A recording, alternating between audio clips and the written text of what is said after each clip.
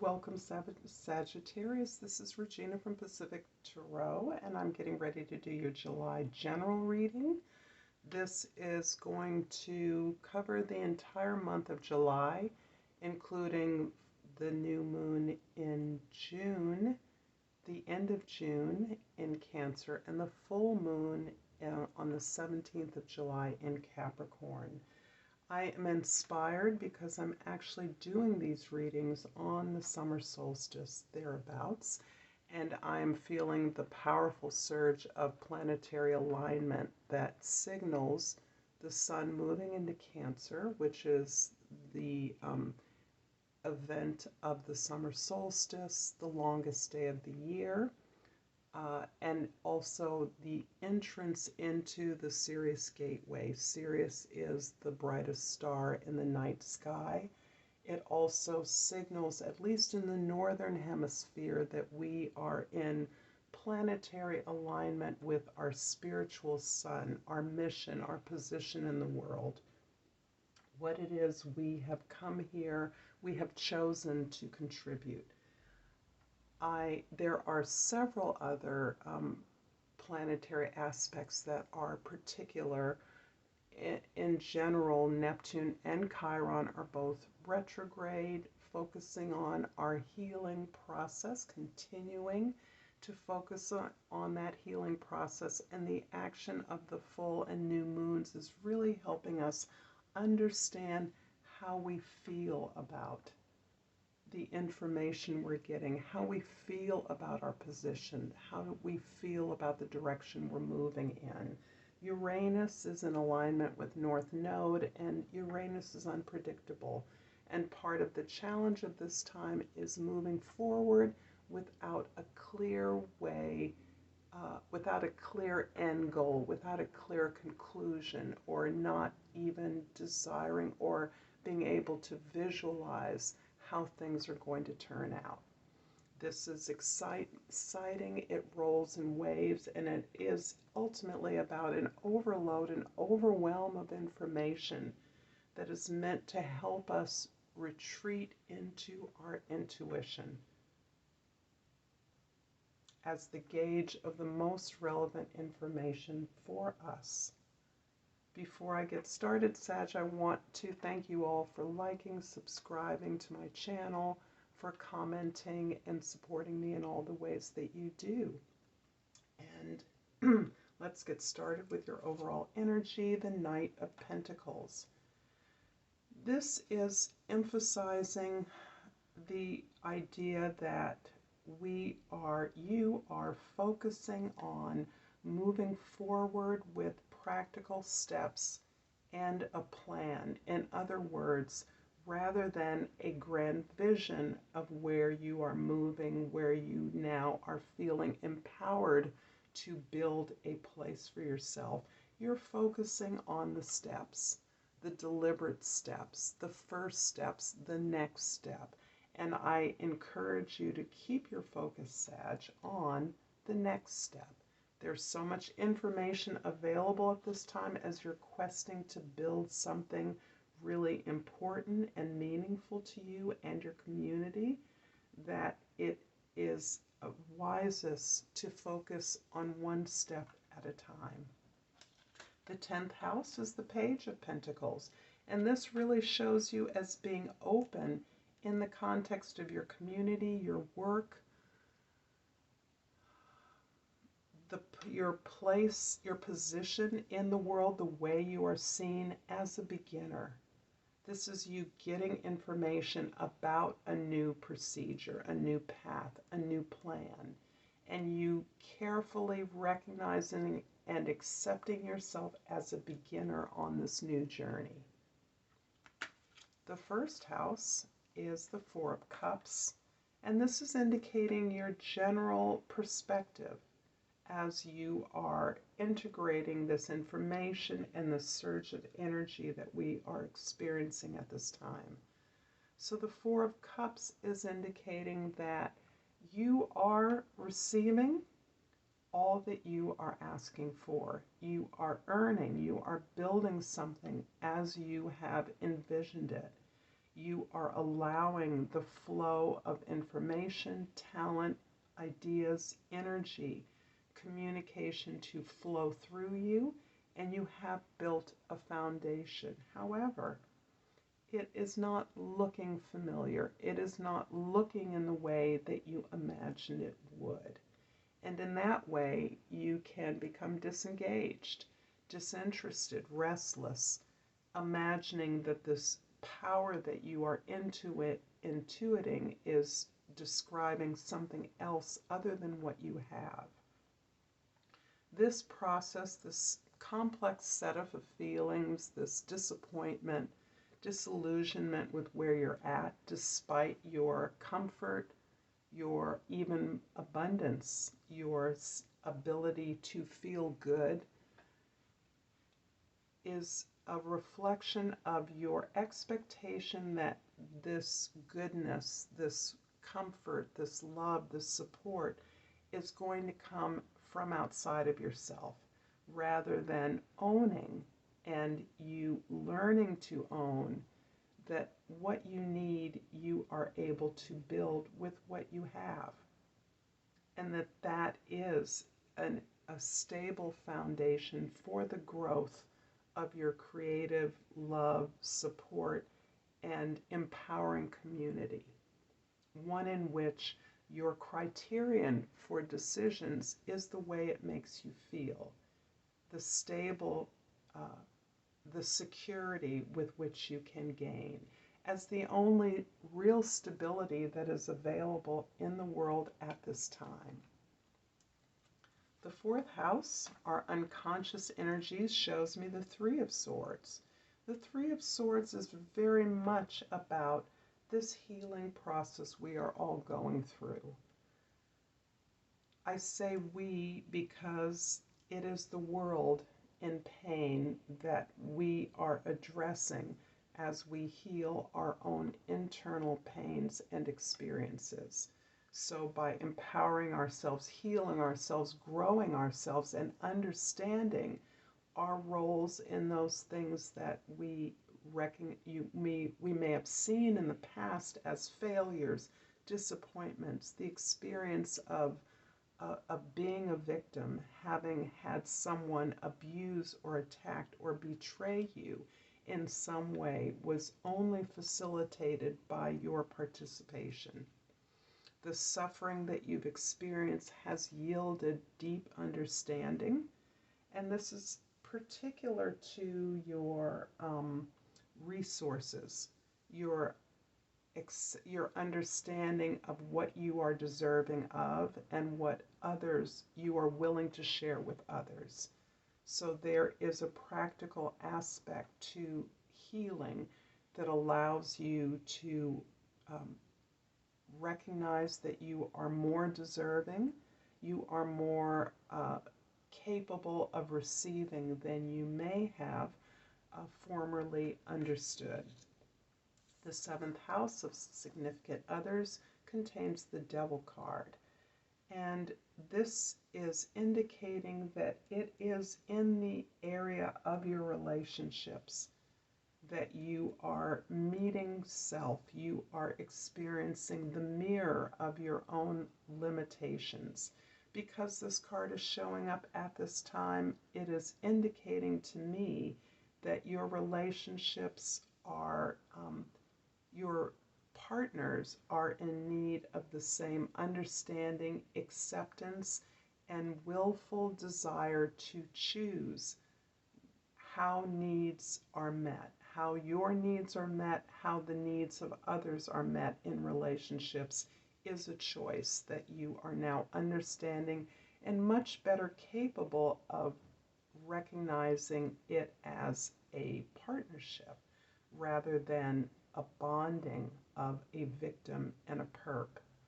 And that the sense of oppression in your relationships may have been a result of your experience of oppression and domination by other authoritarian figures in your life. And I'm talking now about experiences of childhood, formative years, an overwhelming partner in business or a spouse that has appeared to control or dominate things, and in which you gave away perhaps a lot of your power. Now understanding you're that person as well, but you have both grown in your capacity. You have certainly grown in your capacity to identify how your needs are being met in tandem with that of another.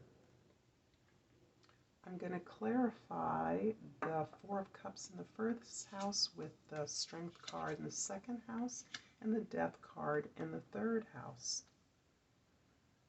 Sag, you have, as so many others, particularly fire signs, been through a lot.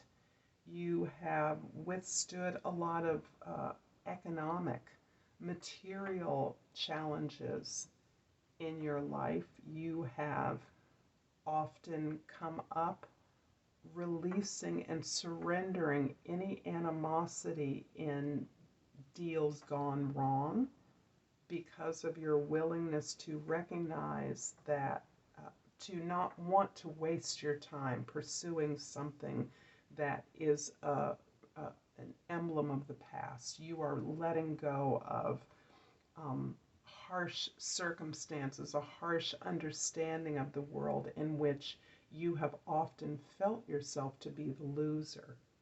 In fact, you have gained so much maturity from those processes of loss and difficulty that you are now have the capacity to relinquish all those relationships, all those behaviors and ideas that relegated you to a limited space in the material world, that relegated you to poverty or just having enough or just getting by because, well, that's all you feel you needed.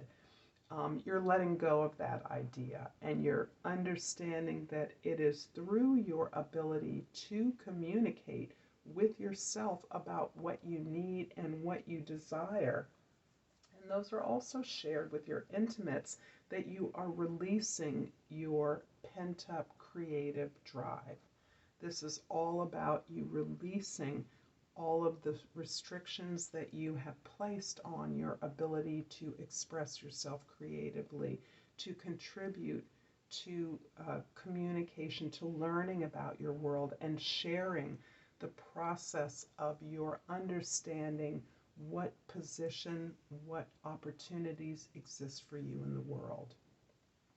The Three of Swords in the fourth house is clarified by the Queen of Wands in the fifth house and the Queen of Pentacles in the sixth house. These are, the Queen of Wands and the Queen of Pentacles are emphasizing your incredible strengths at this time, the models that you are following. And I think it's interesting that fire and earth are being combined in your own energies to help you gain the confidence, to display the confidence, the passion of your beliefs, your ideas, your desires. You are able to magnetize what you need at this time because of the tremendous energy that is coursing through you. This is energy that is shared most comfortably with your team members, your collaborators, your peers, people you work with. You are in an absolute surge of beautiful creative energy, passion, and determination. The Queen of Pentacles in the sixth house likewise shows you as practical, focused on your material comfort, your security, and your stability. And this reading so far is indicating to me that you are releasing ideas about what abundance looks like, what practical implementation looks like.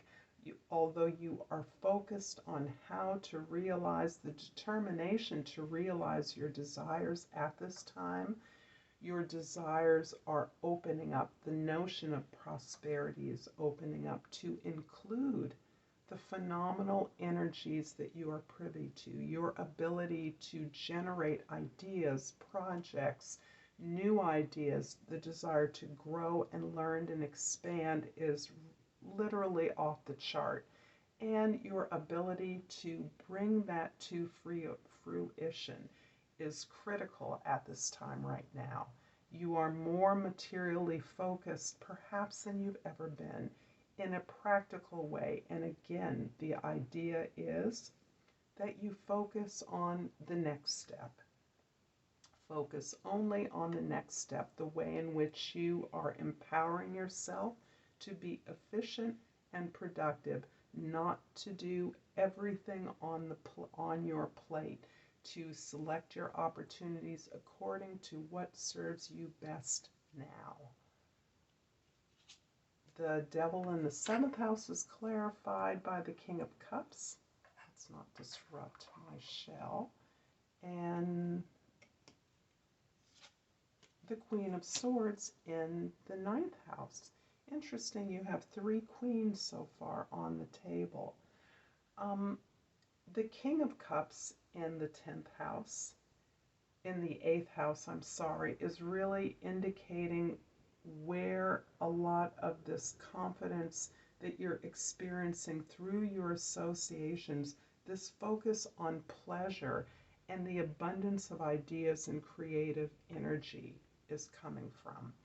In part, it's coming from your ability to support others, to understand the needs of others, and to be vulnerable in your ability to communicate your experiences, to recognize that your mastery of your emotions does not mean denial of your emotions, but rather a detachment from them.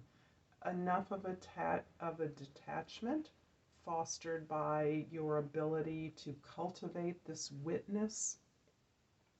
This is something we're all encouraged to do.